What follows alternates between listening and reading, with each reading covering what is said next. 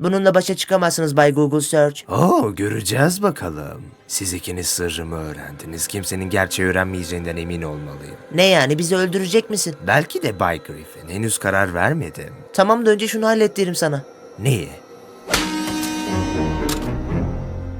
Hadi vur şu herifi Chris, neyi bekliyorsun? Ben kimi vuracağımı nasıl bileceğim? Ne?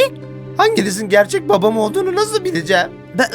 Biz karışmadık ki, benzemiyoruz bile. Tamam, doğum günümü söyleyin.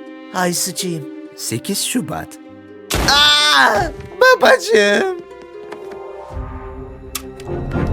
İşte bunu sevmeye başladım. Gerizekalı. Doğum günümü öğren o zaman.